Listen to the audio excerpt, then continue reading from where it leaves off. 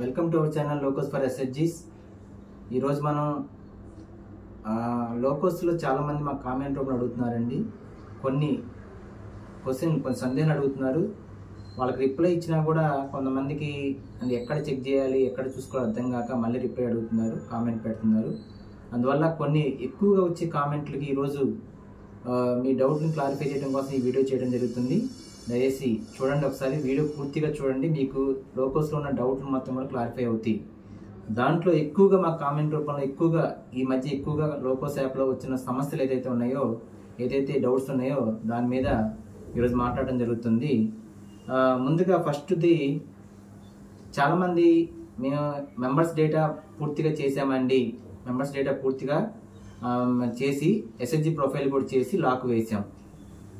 Lock వేసిన తర్వాత మేము ఏదో ఒక టైంలో మళ్ళీ చెక్ చేసుకుంటే, అంటే అప్డేట్ అయిన తర్వాత లేకపోతే వర్షన్ మారిన తర్వాత చెక్ చేసుకుంటే, ఆ గ్రూపులో మేము చేసిన లాక్ వేసిన గ్రూపులో లాక్ ఓపెన్ అయిపోయి మెంబర్స్ని చెక్ చేస్తే కొంతమంది దగ్గర మెంబర్స్ దగ్గర ఇంటూ మార్క్, రెడ్ కలర్లో ఇంటూ మార్క్ వస్తుంది. ఎందువల్ల వస్తుందో అడుగుతున్నారు. ఓకేనండి, ఇంటూ మార్క్ ఎందువల్ల వస్తుందంటే, మీరు చేసిన డేటా బీపీఎం లాగిన్ అప్రూవ్లోకి వెళ్ళింది. మీరు లాక్ వేసారు, 10 మందిని చేశారు, గ్రూప్ కూడా చేశారు, గ్రూప్ లాక్ వేశారు, డేటా బీపీఎం లాగిన్కి వెళ్ళింది.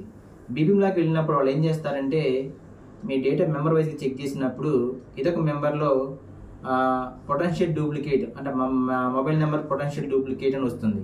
కొంతమంది దగ్గర ఆధార్ నాట్ వెరిఫైడ్ అని వస్తుంది, ఆధార్ డూప్లికేట్ అని వస్తుంది, కన్ఫర్మేషన్ డూప్లికేట్ అని వస్తుంది. ఇక్కడ 2 రకాల ఉంటాయి. ఒకటి పొటెన్షియల్ డూప్లికేట్ వస్తుంది, ఇంకోటి కన్ఫర్మేషన్ డూప్లికేట్ అని వస్తుంది. ఇక్కడ బీపీఎం లాగిన్ వెరిఫై చేసే వాళ్ళు పొటెన్షియల్ డూప్లికేట్ వస్తే రిజెక్ట్ చేయొద్దండి. దయచేసి అర్థం చేసుకోండి. పొటెన్షియల్ డూప్లికేట్ వల్ల ఇబ్బంది లేదు. అందువల్ల మీరు ఎస్హెచ్జీ బుక్ కీపర్స్ కానీ మీ బీపీఎం లాగిన్ అప్రూవల్ ఇచ్చే వాళ్ళకి చెప్పండి, పొటెన్షియల్ డూప్లికేట్ వస్తే రిజెక్ట్ చేయొద్దని. చూస్తున్న వీడియోస్ కూడా ఎవరైనా బీపీఎంస్ చూస్తున్నప్పుడు మీరు కొంచెం గమనించండి. పొటెన్షియల్ డూప్లికేట్ వస్తే అప్పుడు రిజెక్ట్ చేయాల్సిన అవసరం లేదండి. కన్ఫర్మేషన్ డూప్లికేట్ అని వస్తేనే రిజెక్ట్ చేయండి. అది ఆధార్ అయినా అవ్వచ్చు, మొబైల్ నెంబర్ అయినా అవ్వచ్చు, మరి ఏదైనా అవ్వచ్చు. కన్ఫర్మ్ డూప్లికేట్ అని వస్తే మాత్రం మీరు రిజెక్ట్ చేయండి. ఇక్కడ గమనించాల్సింది, బీపీఎం లాగిన్ రిజెక్ట్ చేస్తే, ఏదో ఒక కారణం చేత మీకు రిజెక్ట్ చేస్తే ఎస్హెచ్జీ బుక్ కీపర్లో ఆ మెంబర్ దగ్గర ఇంటూ మార్క్ వస్తుంది రెడ్ కలర్లో. ఇక్కడ మీ డిస్ప్లేలో కూడా చూపిస్తాను చూడండి, ఇలా ఇంటూ మార్క్ వస్తుంది. దీనివల్ల మీరు ఏం చేయాలి అంటే, ఇంటూ మార్క్ వచ్చిందంటే ఫస్ట్ ఆఫ్ ఆల్ మీరు అర్థం చేసుకోవాల్సింది ఏంటి, మీ డేటా, ఈ మెంబర్ యొక్క డేటా బీపీఎం లాగిన్ రిజెక్ట్ అయిందని అర్థం. అప్పుడు మీరు ఆ మెంబర్స్ని మళ్ళీ ఒకసారి చెక్ చేసుకొని మళ్ళీ యథావిధిగా మీరు మళ్ళీ డేటా మొత్తం సరి చేసేటప్పుడు మళ్ళీ గమనించండి, ఖచ్చితంగా కూడా ఫోన్ నెంబర్ చేంజ్ చేయండి. ఫోన్ నెంబర్ చేంజ్ చేయకుండా అదే కానీ మీరు ఫోన్ నెంబర్ కానీ మళ్ళీ ఎంటర్ చేస్తే మళ్ళీ డూప్లికేట్కి వెళ్ళిపోతుంది, మళ్ళీ రిజెక్ట్ చేస్తారు. అందువల్ల ఎక్కడైతే రిజెక్ట్ అయిన మెంబర్స్కి ఖచ్చితంగా ఫోన్ నెంబర్ మాత్రం గతంలో ఇచ్చిన నెంబర్ కాకుండా కొత్త నెంబర్ ఎంటర్ చేయండి. వాళ్ళ భర్తతో లేకపోతే వాళ్ళ కుటుంబ సభ్యులతో ఎవరితో ఎంటర్ చేయండి. ఇది ఫస్ట్ ఆఫ్ ఆల్ పాయింట్ అండి. తర్వాత ఆధార్ కార్డ్ చాలా మంది అడుగుతున్న, ఎక్కువగా కామెంట్ అడుగుతున్న పాయింట్, ఆధార్ వ్యాలిడ్ వెరిఫై అవ్వడం లేదు. ఎన్ని సమయం ఎంత కరెక్ట్గా కొట్టినా వెరిఫై అవ్వడం లేదు. ఆధార్ నెంబర్ కరెక్ట్గా చేస్తున్నాం సార్, డేటా కరెక్ట్గా చేస్తున్నాం సార్, కానీ ఆధార్ ఫెయిల్ అని వస్తుంది, ఆధార్ వెరిఫై ఫెయిల్ అని వస్తుంది. ఎందువల్ల వస్తుంది అని అడుగుతున్నారు చాలా మంది. ఎక్కువగా అడుగుతున్న ఈ మెయిన్ పాయింట్ కామెంట్లో ఇది ఒక కామెంట్ అండి.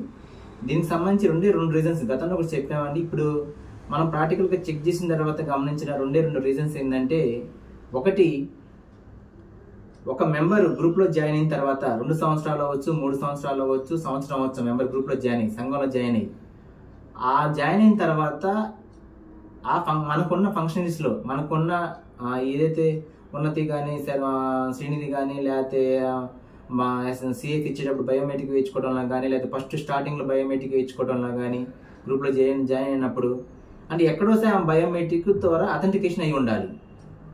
అంటే లోన్ తీసుకున్నప్పుడైనా బయోమెట్రిక్ వేసి ఉండాలి, లేదంటే గ్రూప్లో జాయిన్ అయినప్పుడైనా బయోమెట్రిక్ వేసి ఉండాలి. ఓకేనా? లేదా మనకి ఏదైతే గవర్నమెంట్ ప్రోగ్రామ్స్ ఉన్నాయో అక్కడైనా బయోమెట్రిక్ వేసి, మన దాంట్లోనే మనం ఏదైతే మన డిపార్ట్మెంట్లో ఏదైతే ఫంక్షనరీస్ ఉన్నాయో, ఏదైతే కాంపోనెంట్స్ ఉన్నాయో దాంట్లో ఎక్కడొస్తే బయోమెట్రిక్ వేసి ఉండాలి. అలా వేయకపోతే మాత్రం ఖచ్చితంగా మీరు ఎన్నిసార్లు చేసినా ఆధార్ ఫెయిల్ అనే వస్తుంది, గమనించండి. అప్పుడు మనం ఏం చేయమని చెప్పాం, మనకున్న ఏదైతే ఫంక్షనరీస్ ఉన్నాయో SERP SHG data, SERP SHG యాప్లో ఆ మెంబర్ బయోమెట్రిక్లో పెండింగ్ ఉంటే చెక్ చేయండి. ఖచ్చితంగా బయోమెట్రిక్ పెండింగ్ ఉంటుంది. ఆ మెంబర్ బయోమెట్రిక్ అక్కడ కంప్లీట్ చేసిన తర్వాత 48 అవర్స్ తర్వాత లోకస్లో చేయమని చెప్పాం. ఇది ఒక పద్ధతి. అంటే సెర్ప్ ఎస్హెచ్జీ యాప్లో మెంబర్ బయోమెట్రిక్ పెండింగ్ ఉంటే అక్కడ అవ్వకుండా ఇక్కడ అవ్వదు. అక్కడ అయిపోతే 48 hours తర్వాత ఇక్కడ అవుతుంది. ఇది ఒకటి రీజన్ అవ్వకపోవడానికి. ఇంకో రీజన్ ఏంటంటే, మీకు చాలామంది చెప్పాం గత వీడియోస్లో కూడా, ఏదైతే మీరు మన మెంబర్ ఎస్హెచ్జి మెంబర్ డేటా చేసేటప్పుడు మెంబర్ దగ్గర ఆధార్ కార్డ్ నెంబర్ దగ్గర అప్రూవ్డ్ అని వస్తుంది కొంతమందికి అప్రూవ్డ్ ఏం రాకుండా ఖాళీ వస్తుంది.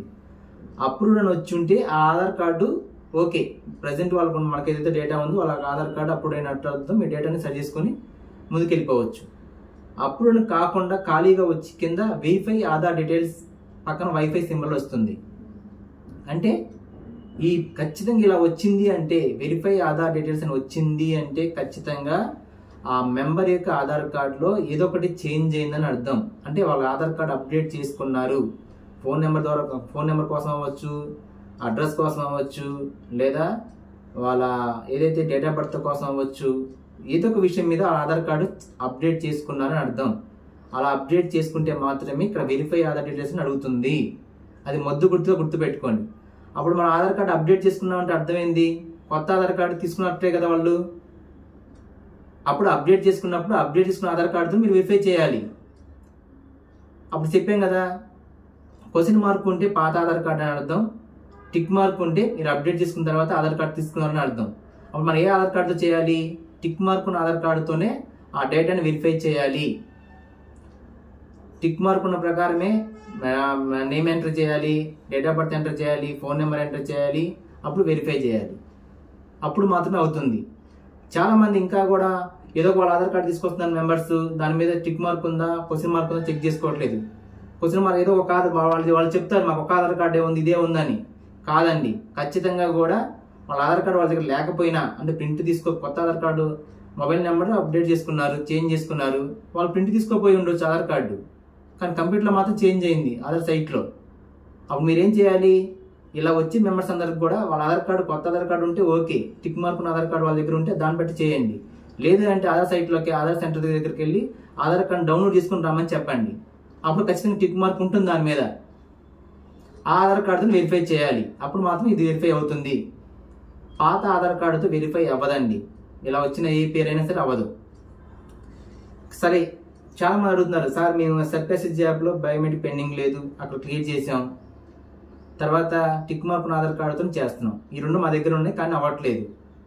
అప్పుడు మీరు చేయాల్సింది ఏంటంటే, సెర్పేసెస్ యాప్లో ముందు క్లియర్ అయిపోయింది problem, Aadhaar card tick mark Aadhaar card మీ చేతిలో ఉంది, వెరిఫై చేస్తుంటే మీకు అవ్వడం లేదు. అప్పుడు మీరు ఏం చేయాలంటే, ఇప్పుడు మేము వీడియోలో డిస్ప్లే చేసినట్టుగా ఎస్హెచ్జి బుక్ కీపర్ లాగిన్లో mobile book keeping LokOS mobile యాప్లో 4th ఆప్షన్ ఏదైతే ఎస్హెచ్జి ప్రొఫైల్ సింక్రనైజేషన్ ఆప్షన్ ఏదైతే ఉందో దాంట్లోకి వెళ్ళి ముందు అప్రూవల్ స్టేటస్ని డౌన్లోడ్ చేయండి.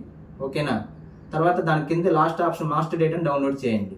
డౌన్లోడ్ చేసిన తర్వాత మళ్ళీ ఇప్పుడు మీరు మళ్ళీ మెంబర్ దగ్గరికి వచ్చేసి వెరిఫై చేయండి. టిక్ మార్క్ ఆధార్ కార్డుతో ఖచ్చితంగా అవుతుంది. మేము ప్రాక్టికల్గా చెక్ చేసాం, ఖచ్చితంగా కూడా అవుతుంది.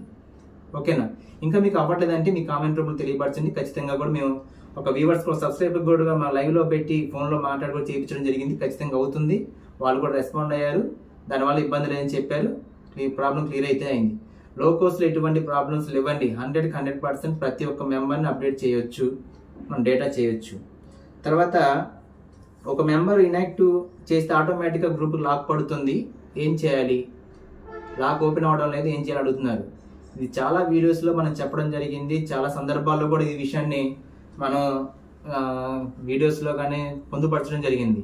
ఇంకా కూడా కామెంట్ అడుగుతున్నారు, ఒక మెంబర్ని మీరు ఇన్యాక్టివ్ చేస్తే డెత్ వల్ల, లేకపోతే మైగ్రేషన్ వల్ల, లేకపోతే వేరే గ్రూప్లోకి వెళ్ళిపోవడం వల్ల, లేకపోతే నాట్ ఇంట్రెస్ట్ వల్ల మీరు కానీ మెంబర్ని ఇన్యాక్టివ్ చేస్తే ఆటోమేటిక్గా గ్రూప్ లాక్ పడుతుంది. లాక్ ఎప్పుడు ఓపెన్ అవుతుంది? మళ్ళీ ఏదైతే మీరు మెంబర్ని ఇన్యాక్టివ్ చేస్తారో ఆ మెంబర్ని బీపీఎం లాగిన్లో అప్రూవల్ ఇస్తే మాత్రమే మీకు లాక్ ఓపెన్ అవుతుంది. చాలా మంది అడుగుతుంది, మీరు అప్రూవల్ సార్ మీరు పక్కన కూర్చొని బీపీఎం లాగిన్ అప్రూవల్ ఇప్పించామండి, లాక్ ఓపెన్ అవ్వలేదని చెప్తున్నారు. బీపీఎం లాగిన్ అప్రూవల్ ఇవ్వగానే మీకు లాక్ ఓపెన్ అవ్వదు. పక్కన కూర్చొని పక్కన సైట్లో పక్కన కూర్చొని కంప్యూటర్లో అప్రూవల్ ఇప్పించేసుకొని మీ ఫోన్లో చూసుకుంటే అప్పుడు ఎలా ఓపెన్ అవుతుంది?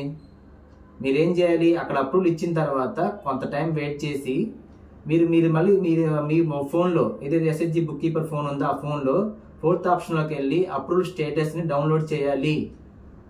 అప్పుడు మీరు అప్లోడ్ స్టేటస్ డౌన్లోడ్ చేస్తే అప్పుడు మీరు ఏదైతే బీపీఎం లాగిన్ అప్రూవల్ ఇచ్చారో మీ డేటాని, ఆ డేటా మళ్ళీ మీకు రిఫ్లెక్ట్ అవుతుంది. అప్పుడు ఆ గ్రూప్ దగ్గరికి వెళ్ళి ఆటోమేటిక్గా ఆ గ్రూప్ లాక్ ఓపెన్ అవుతుంది. ఏదైతే మీరు గతంలో ఒక మెంబర్ ఇన్యాక్టివ్ చేసి లాక్ పడిపోయింది కాబట్టి మీరు ఇన్యాక్టివ్ చేసినప్పుడు ఖచ్చితంగా ఆటోమేటిక్ లాక్ పడుతుంది. కాబట్టి దయచేసి గమనించండి. అందువల్ల మీరు ఇన్యాక్టివ్ మెంబర్ని అప్రూవల్ స్టేటస్ డౌన్లోడ్ చేసుకున్న తర్వాత మిగతా రిమైనింగ్ 9 మెంబర్స్ చేసి మళ్ళీ లాక్ వేయవలసి ఉంటుంది. గమనించండి. తర్వాత మేము ఎస్హెచ్జి మెంబర్స్ సంబంధించి ఎస్హెచ్జి మెంబర్ ఎన్ని గ్రూపులు చేసాం, లాక్ వేసాం, ఎన్ని గ్రూప్ పర్ఫెక్ట్గా ఉన్నాయి, ఎంతమంది మెంబర్స్ పర్ఫెక్ట్గా ఉన్నారు చెక్ చేసుకోవాలంటే ఎక్కడ చెక్ చేసుకోవాలి. బీపీఎం లాగిన్ అప్రూవల్ ఇచ్చాక కూడా అసలు డేటా కనిపించదు మీకు ఎక్కడ కూడా. ఒకసారి బీపీఎం లాగిన్లో అప్రూవల్ ఇచ్చాము అంటే మీకు ఎక్కడ కూడా కనిపించదు. కనిపించకపోవడం వల్ల మీరు ఏమవుతుందంటే బీపీఎం లాగిన్ అప్రూవల్ ఇచ్చిన తర్వాత మీరు ఏదో ఒక వర్షన్ మారినప్పుడు అప్డేట్ అయినప్పుడు లాక్లు మొత్తం పోతాయి. కొంతమంది అడుగుతున్నారు, సార్ నేను లాక్ వేసాం, కరెక్ట్గా డేటా చేసాం, లాక్ వేసాం, మళ్ళీ లాక్ పోయింది, లాక్ కనిపించడం లేదు, మళ్ళీ డేటా చేయాలా, డేటా ఏం కనిపించకుండా వస్తుంది, డేటా మొత్తం వెళ్ళిపోతుంది, మళ్ళీ డేటా చేయాలని అడుగుతున్నారు. ఒక్కసారి 10 మెంబర్స్ని చేసి ఎస్హెచ్జి ప్రొఫైల్ లాక్ వేసిన తర్వాత బీపీఎం లాగ్ రిజెక్ట్ కాకపోతే వాళ్ళు కానీ అప్రూవల్ ఇచ్చుంటే మీకు లాక్ ఓపెన్ అయినా లాక్ ఉన్నా లేకపోయినా మీరు టెన్షన్ పడాల్సిన అవసరం లేదు. మీ డేటా ఎక్కడికి వెళ్ళదండి, డేటా అక్కడే ఉంటుంది. దాని గురించి టెన్షన్ పడకుండా మిగతా గ్రూపులు చేసుకోండి. ఎక్కడ చెక్ చేసుకోవాలి అంటే మీరు ఒకసారి మీ వీడియోలో డిస్ప్లేలో చూపిస్తున్నాను చూడండి. బీపీఎం లాగిన్లో ప్రొఫైల్ మానిటరింగ్ రిపోర్ట్స్లో లాస్ట్ ఆప్షన్ అయినా సిబిఓ డౌన్లోడింగ్ రిపోర్ట్ ఒక ఆప్షన్ ఉంటుంది, న్యూ అని. సిబిఓ డౌన్లోడింగ్ రిపోర్ట్ న్యూ ఆ ఆప్షన్లోకి వెళ్ళిపోతే మీకు ఎస్హెచ్జి ప్రొఫైల్ వైజ్ అలాగే మెంబర్ డీటెయిల్స్ వైజ్ కూడా రిపోర్ట్స్ ఓపెన్ అవుతాయి. ఎస్హెచ్జి దగ్గర క్లిక్ చేసినట్టయితే మీకు కొంత డేటా డౌన్లోడ్, మీ అన్నోన్ డేటా డౌన్లోడ్ అవుతుంది ఎక్సెల్ రూపంలో నేను చూపించిన విధంగా. దాంట్లో మీరు ఎస్హెచ్జి ఎదురుగా స్టేటస్ రిపోర్ట్, స్టేటస్ దగ్గర కాలం ఉంటుంది, కాలం దగ్గర మీరు చెక్ చేసుకున్నట్టయితే ఆ గ్రూప్ యొక్క స్టేటస్ తెలుస్తుంది. అంటే బీపీఎం లాగిన్లో అప్రూవ్డ్ బై బీపీఎం అంటే ఆల్రెడీ అప్రూవ్డ్ ఇచ్చేసారు ఆ గ్రూప్కి, లేదా అప్పుడు పెండింగ్ విత్ బిఎం అంటే బీపీఎం లాగిన్లో పెండింగ్ ఉందా, లేదా ఎస్హెచ్జి బుక్ కీపర్ దగ్గర పెండింగ్ ఉందా, అయితే రిజెక్ట్ అయిందా.